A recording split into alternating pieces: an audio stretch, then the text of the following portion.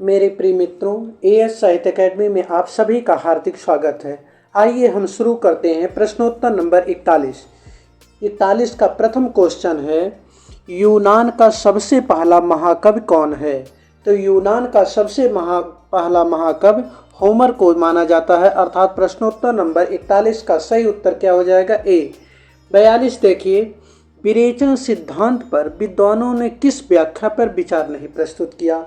तो विद्वानों ने विरेचन सिद्धांत पर जो है धार्मिक व्याख्या पर, नीतिपरक व्याख्या पर और कलापरक व्याख्या पर विद्वानों ने अपने विचार प्रस्तुत किए थे, जबकि राजनीतिक व्याख्या पर विद्वानों ने अपने विचार प्रस्तुत नहीं किए थे, अर्थात प्रश्नोत्तर नंबर 42 का सही उत्तर क्या हो जाएगा? बी।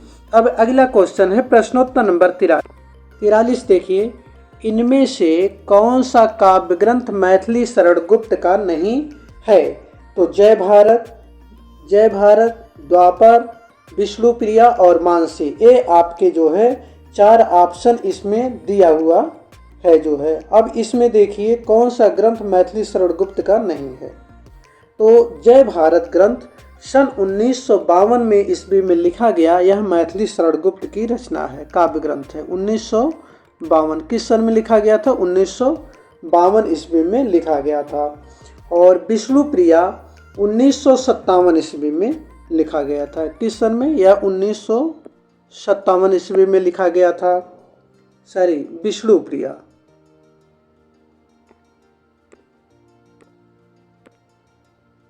जय भारत 1952 ईस्वी में लिखा गया था। 1952 ईस्वी में मैथिली शरण गुप्त जी ने लिखा था। विष्णुप्रिया को 1957 ईस्वी में, विष्णुप्रिया 1957 ईस्वी में मैथिली शरण गुप्त जी ने लिखा था। और द्वापर को 1936 ईस्वी में, द्वापर को 1936 ईस्वी में इन्होंने लिखा था। अर्थात ये तीनों ग्रंथ जय भारत 1952, विष्णुप्रिया 57 और द्वापर 1936 मैथिली शरण गुप्त की काव्य रचना है, जबकि मानसी जो है राम नरेश त्रिपाठी की काव्य रचना है। किसकी है? राम नरेश त्रिपाठी की काव्य रचना है।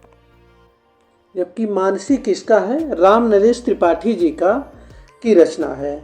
और इन्हीं की, राम नरेश त्रिपाठी जी की ही एक रचना थी जो है जन्मभूमि भारत।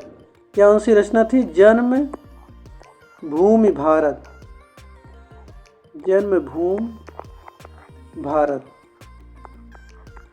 जन्मभूमि भारत। इसे जो है खड़ी बोली की पहली रचना माना जाता है।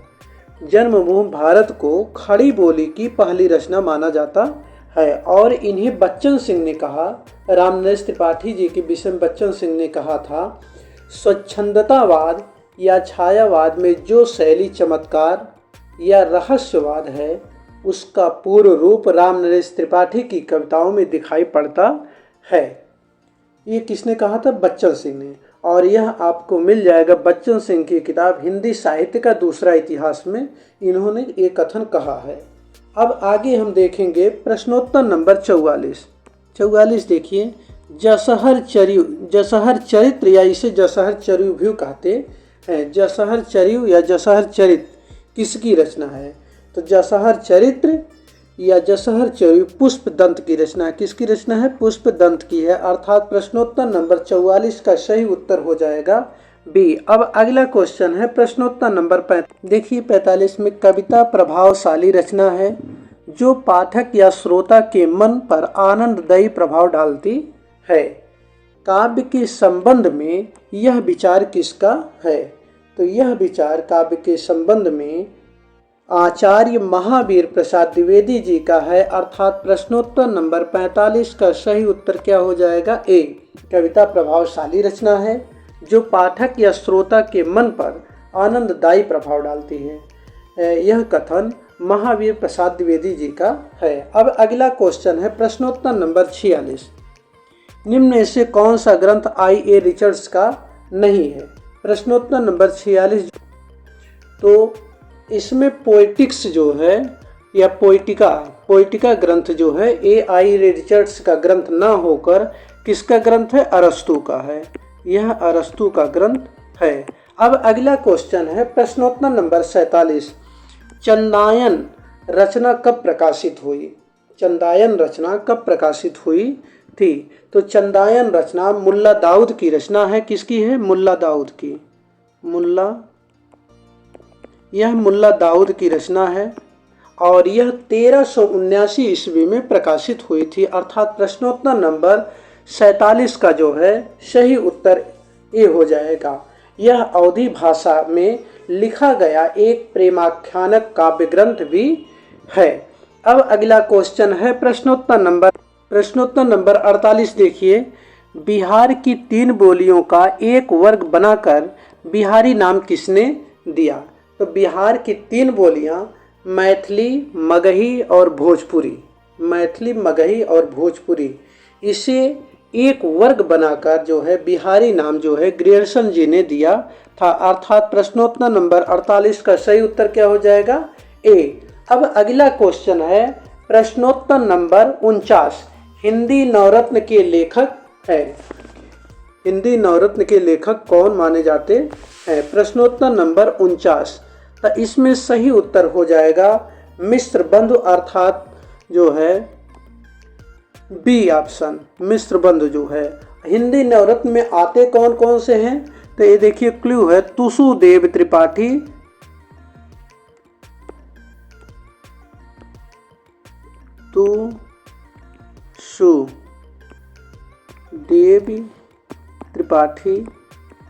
तुसुदेव त्रिपाठी, केक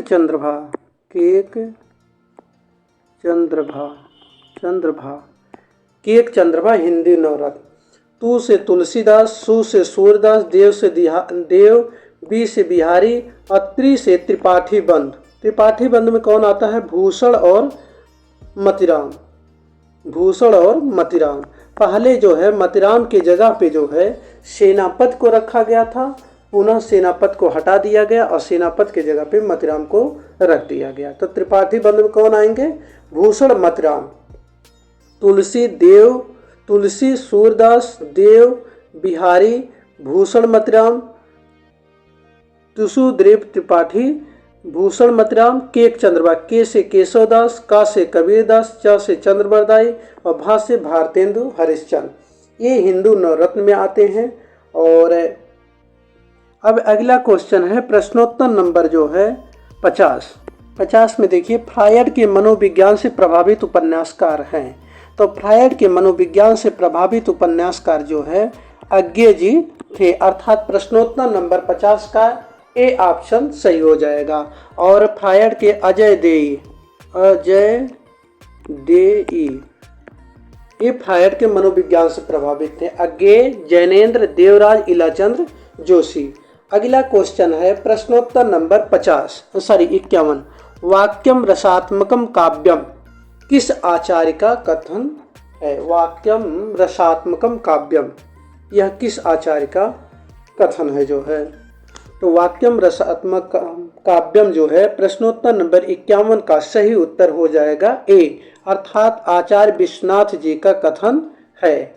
अब अगला क्वेश्चन है प्रश्नोत्तर नंबर 52। कविता हमारे पर पूर्ण क्षणों की बाड़ी है, किसने कहा था? कविता हमारे पर पूर्ण क्षणों की बाड़ी है, निम्न कथन किसने कहा था? तो यह कथन जो है सुमित्रा नंदन पंत जी का है। अर्थात प्रश्नोत्तर नंबर 52 का सही उत्तर ये हो जाएगा ए, और सुमित्रा नंदन पंत।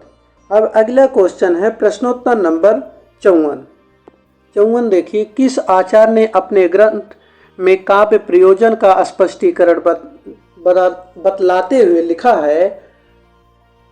काव्यम यरा से अर्थ कृते व्यवहार विदे शिवेत्तर क्षतये सदा परिनिवृत्तये कांता सम्मित योद पदेश युते। यह जो है किसका कथन है? किस विद्वान ने कहा है? तो यह जो है रीत संप्रदाय के आचार्य वामन का कथन है। किसका है? रीत संप्रदाय के आचार्य वामन का कथन है। और रीत संप्रदाय की स्थापना किस सन में हुई थी? 9वीं सदी में। रीत संप्रदाय की स्थापना 9वीं सदी में आचार्य वामन ने किया था। आचार्य वामन ने किया था। रीत शब्द की उत्पत्ति रिंग धात में, रीत शब्द की उत्पत्ति रिंग धात में कित प्रत्यय लगाने से हुआ है। रिंग धात में कौन सी प्रत्यय? कित प्रत्यय लगाने से हुआ है। अब अगला क्वेश्चन है, अर्थात 53 का कौन सा उत्तर सही हो जाएगा? ए। अगला क्वेश्चन है प्रश्नोत्तर नंबर 54, डॉक्टर रसाल का ब्रजभाषा काव्य है। तो डॉक्टर रसाल का ब्रजभाषा काव्य है उद्धव शतक। डॉक्टर रसाल का ब्रजभाषा काव्य का नाम क्या है? उद्धव शतक। अर्थात प्रश्नोत्तर नंबर 54 का ए ऑप्शन सही हो जाएगा। अब अगला क्वेश्चन है प्रश्नोत्तर नंबर 55। 53 देखिए, किस आचार्य ने अपने ग्रंथ में काव्य प्रयोजन का स्पष्टीकरण कहा था? काव्यम यरास अर्थ कृते व्यवहार विदेश वेत्तर छतय सदा पर निवृत्तय कांता सम्मित पदेश युते।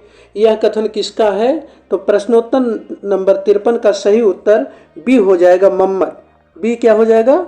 मम्मट जो है। सारे बेटा गलती वो ध्यान नहीं दिए, इसमें क्या हो जाएगा? मम्मट 53 का। अब अगला है 54, डॉक्टर रसाल का ब्रजभाषा काव्य उद्धव शतक है। अब देखेंगे अगला, हम देखेंगे जो है रीत को काव्य की आत्मा के रूप में स्वीकार करते हुए विशिष्ट पद रचना रीति विशेषो गुणात्मा कहने वाले रीत तत्व के वास्तविक मर्मज्ञ कौन है? तो यह कथन जो है, पहले सर्वप्रथम हम यह देखेंगे रीत शब्द की उत्पत्ति किस सन में हुई थी, या रीत शब्द का सर्वप्रथम स्थापना किस सन में हुई थी? तो यह 9वीं सदी में हुई थी। किस सन में? 9वीं सदी में हुई थी। और रीत तत्व जो है रिंग धात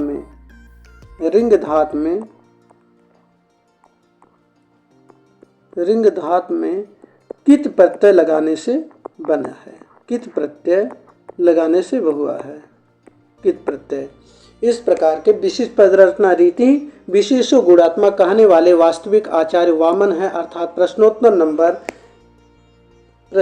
नंबर 55 का सही उत्तर क्या हो जाएगा? सी। अब अगला क्वेश्चन है प्रश्नोत्तर नंबर 56। देखिए 56, आर्थर कॉनन डॉयल से प्रभावित उपन्यास कौन है? तो आर्थर कॉनन डॉयल से प्रभावित उपन्यासकार गोपाल राम गहमरी जी हैं। गोपाल ए राम है, दास नहीं, गोपाल राम गहमरी जी हैं। अर्थात प्रश्नोत्तर नंबर 56 का डी ऑप्शन सही हो जाएगा।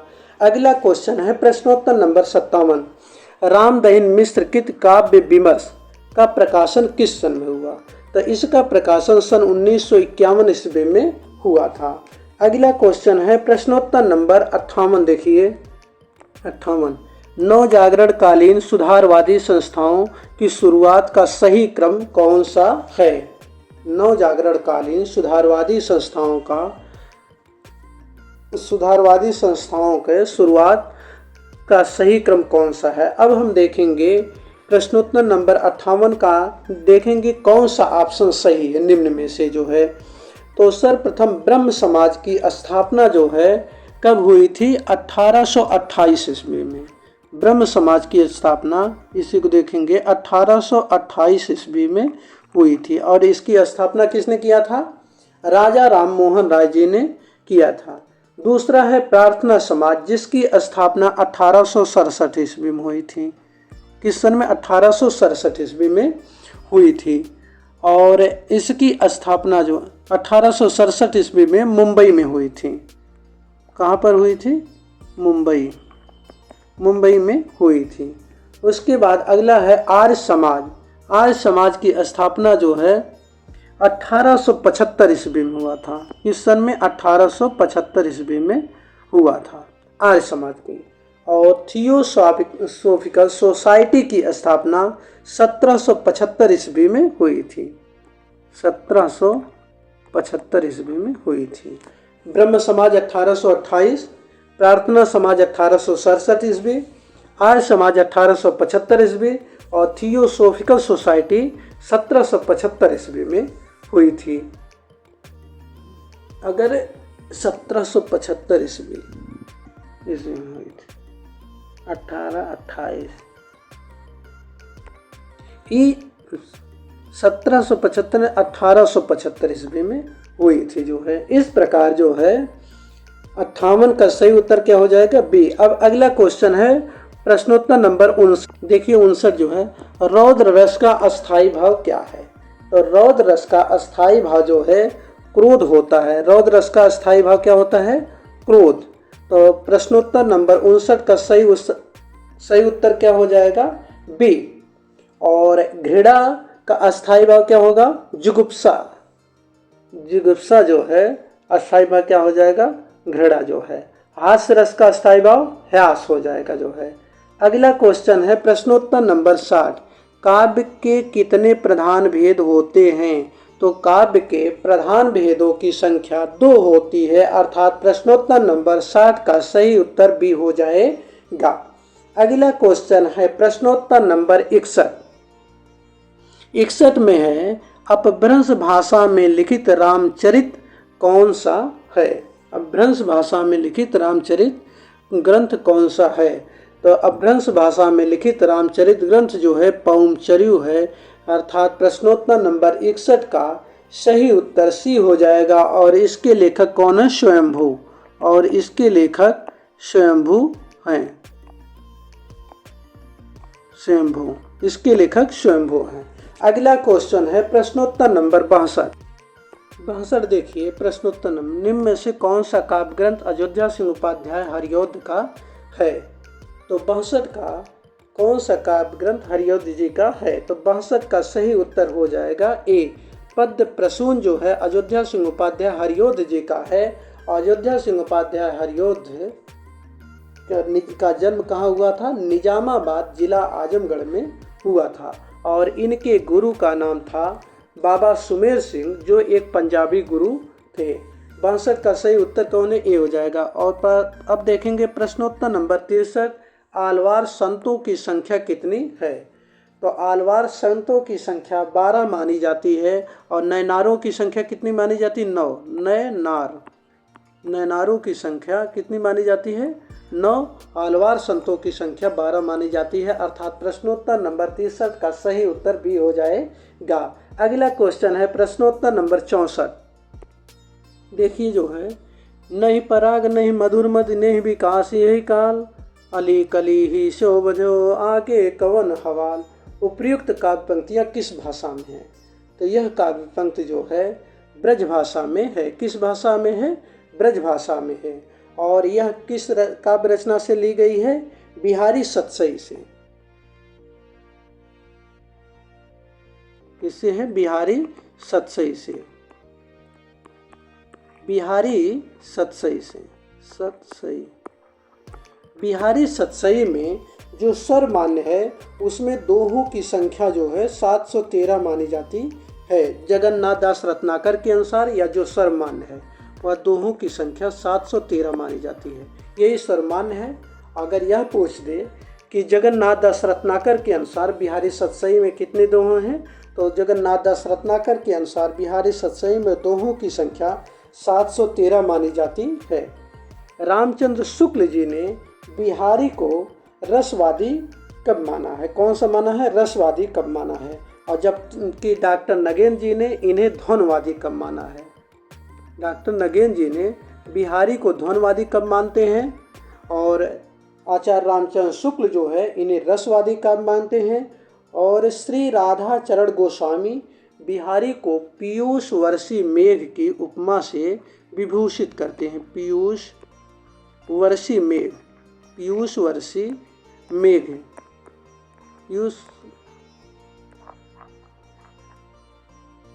पीयूष वर्षी मेघ की उपमा से विभूषित करते हैं। अब अगला क्वेश्चन है, तथा डॉक्टर जॉर्ज ग्रीसन कहते हैं कि यूरोप में बिहारी सतसई के समकक्ष कोई रचना नहीं है। कौन कहता है? डॉक्टर जॉर्ज ग्रीसन जो है। और सर्वाधिक टीकाएँ बिहारी सतसई पर ही लिखी गई हैं। अब अगला क्वेश्चन है प्रश्नोत्तर नंबर 65 जो है, निम्न में प्रश्नोत्तर नंबर 65 निम्न आलोचकों में से मार्क्सवादी समीक्षा के पक्षधर नहीं है। 65 का जो है सही उत्तर हो जाएगा प्रश्नोत्तर नंबर 65 का डी। क्या हो जाएगा?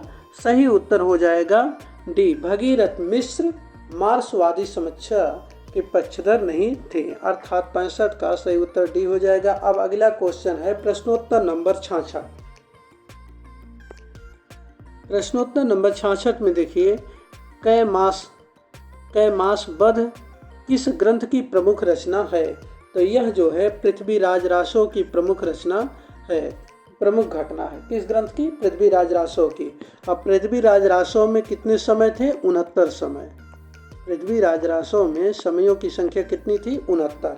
अगला क्वेश्चन है देखिए प्रश्नोत्तर नंबर 67 देखिए, आर्य परिवार की भाषाओं का वर्गीकरण ध्वनियों के आधार पर करने की चेष्टा सबसे पहले किस विद्वान ने सुझाया था? तो 67 का सही उत्तर हो जाएगा अस्कोली, अर्थात ए। किसने सुझाया था? अस्कोली ने सुझाया था। 67 का सही उत्तर ए हो जाएगा। अगला क्वेश्चन है प्रश्नोत्तर नंबर 68, हिंदी दिवस कब मनाया जाता है? तो हिंदी दिवस 19 सितंबर को मनाया जाता है। 14 सितंबर को मनाया जाता है। 14 सितंबर, ये गलत है जो है, ये 19 ना हो कि 14 सितंबर रहेगा। 14 सितंबर को मनाया जाता है। और 14 सितंबर को क्यों मनाया जाता है? क्योंकि 14 सितंबर सन 1949 ईस्वी में हिंदी को राजभाषा के रूप में घोषित किया गया, इसीलिए 14 सितंबर को हिंदी दिवस मनाया जाता है। अर्थात 68 का सही उत्तर क्या हो जाएगा? ए। अब अगला क्वेश्चन है प्रश्नोत्तर नंबर 69। देखिए, कछुआ धर्म किसका निबंध है? तो कछुआ धर्म निबंध के लेखक चंद्रधर शर्मा गुलेरी जी हैं, अर्थात प्रश्नोत्तर नंबर 69 का सही उत्तर क्या हो जाएगा? डी। अगला क्वेश्चन है प्रश्नोत्तर नंबर 70, केंद्रीय हिंदी निदेशालय की ओर से देवनागरी लिपि तथा हिंदी वर्तनी का मानकीकरण का प्रकाशन किस सन में हुआ था? तो इसका प्रकाशन 1983 ईस्वी में हुआ था। किस सन में हुआ था? 1983 ईस्वी में। अर्थात प्रश्नोत्तर नंबर 70 का सही उत्तर क्या हो जाएगा? डी। अगला क्वेश्चन है प्रश्नोत्तर नंबर 71, पूछ रहा है ईशकनामा किसका काव्य ग्रंथ है? तो ईशकनामा बोधा का काव्य ग्रंथ है। किसका है? बोधा। और बोधा जो है रीत काल के किस संप्रदाय के कवि थे? तो बोधा जो है रीत मुक्त संप्रदाय के कवि थे। घनानंद, बोधा, आलम, ठाकुर, दिशदेव, यह क्या थे? रीत मुक्त कवि थे। घनानंद, बोधा, आलम, ठाकुर, दिशदेव। तो ईशकनामा बोधा की रचना है। अर्थात प्रश्नोत्तर नंबर 71 का सही उत्तर क्या हो जाएगा? ए। अब अगला क्वेश्चन है प्रश्नोत्तर नंबर 72। ये प्रश्नोत्तर नंबर जो है 72 प्रकाशन वर्ष के अनुसार सही अवरोही क्रम है। मतलब जो है जो सबसे बाद में लिखा गया उस सर्वप्रथम आएगा, और जो सबसे पहले लिखा गया उस सबसे लास्ट में आएगा। तो यहाँ पर हम देखेंगे जो है सर्वप्रथम जो है सबसे बाद में कौन सी रचना लिखी गई? तो सांद गीत। हाँ, सांद गीत 1936 में लिखा गया था। किस सन में? 1936 ईस्वी में लिखा गया था। उसके बाद नीरजा का प्रकाशन वर्ष है 1935। नीरजा का प्रकाशन वर्ष 1935 है। रश्मि का प्रकाशन वर्ष 1932 है, 32 ईस्वी। और निहार का प्रकाशन वर्ष 1930 ईस्वी है। और महादेवी वर्मा के इन काव्य कृतियों के रचना काल है, रचना क्रम से है निहार, रस, नीरजा, सांद गीत, यामा, दीप शिखा, सप्तपर्णा, जो 1960 में लिखी गई थी। अर्थात प्रश्नोत्तर नंबर 72 का सही उत्तर क्या हो जाएगा? ए। सही उत्तर क्या हो जाएगा? ए। सांद गीत 1936 की रचना है, नीरजा 35, रश्मि 1932 और निहार जो है 1932 ईस्वी में लिखा। निहार 1930 ईस्वी में लिखा गया था। कब लिखा गया था? 1930 ईस्वी में। महादेवी वर्मा कृत यामा में उनके निहार, रस, नीरजा और सांद गीत सभी गीतों का संकलन है। किसमें है? यामा में इन्हें संकलित किया गया है। और इसी यामा पर महादेवी वर्मा को ज्ञानपीठ पुरस्कार भी मिला था। अगला क्वेश्चन देखेंगे हम प्रश्नोत्तर नंबर 73 देखेंगे। 73 देखिए, पश्चिमी हिंदी की उत्पत्ति किस अपभ्रंश से हुई थी? प्रश्नोत्तर नंबर 73, पश्चिमी हिंदी की उत्पत्ति किस अपभ्रंश से हुई थी? तो पश्चिमी हिंदी की उत्पत्ति शौरसेनी अपभ्रंश से हुई थी, अर्थात प्रश्नोत्तर नंबर 73 का सही उत्तर हो जाएगा डी। अगला क्वेश्चन है प्रश्नोत्तर नंबर 74, हरिश्चंद्र मैगजीन पत्रिका का प्रकाशन किस सन में हुआ था? तो हरिश्चंद्र मैगजीन पत्रिका का प्रकाशन भारतेंद्र युग के प्रवर्तक भारतेंद्र बाबू हरिश्चंद्र जी ने 1873 ईस्वी में किया था। किस सन में? 1873 ईस्वी में। और भारतेंद्र युग के प्रमुख कवि है भाघन प्रताप ठाकुर अम्बिराधा। भाघन प्रताप ठाकुर अम्बिराधा। अम्बिराधा। देखिए, भा से भारतेंद्र बाबू हरिश्चंद्र, घन से बद्री नारायण चौधरी प्रेमघन, प्रताप से प्रताप नारायण मिश्र, ठाकुर से प्रताप ठाकुर, ठाकुर से ठाकुर जगमोहन सिंह, अम्ब से अंबिका दत्त व्यास जो है, रा से राधाचरण गोस्वामी। ये भारतेंद्र युग के प्रमुख कवि थे। और भारतेंद्र युग के कौन से ऐसे कवि थे जिनमें व्याकरण के निराकरण की प्रवृत्ति थी? तो अंबारा श्री। किसमें थी? अंबारा श्री।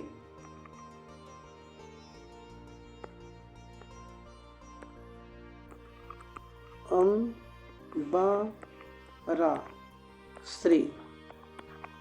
अंबिका दत्त व्यास, राधाचरण गोस्वामी, श्रीधर पाठक, इन लोगों में व्याकरण के निराकरण की प्रवृत्ति थी। अर्थात इसमें जो है हम देखेंगे प्रश्नोत्तर नंबर 73 का जो है सही उत्तर क्या हो जाएगा? 1873। अर्थात हरिश्चंद्र मैगजीन का प्रकाशन 74 का हरिश्चंद्र मैगजीन का प्रकाशन किस सन में हुआ था? 1873 ईस्वी में हुआ था। अगला क्वेश्चन है प्रश्नोत्तर नंबर 75। हम देखेंगे कनक कनकते सौगुनी मादकता अधिकार, उई खाए बौरात जगह ये पाए बौराए।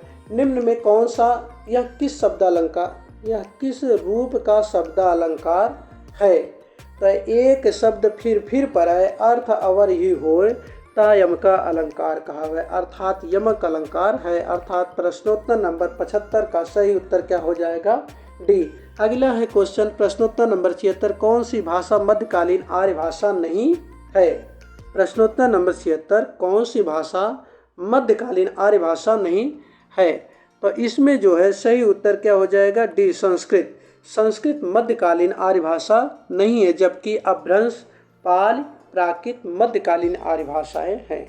अपभ्रंश, पाल, प्राकृत ये तीनों जो है मध्यकालीन आर्य भाषाएं हैं। सही उत्तर कौन सा हो जाएगा? डी। अगला क्वेश्चन है प्रश्नोत्तर नंबर 77।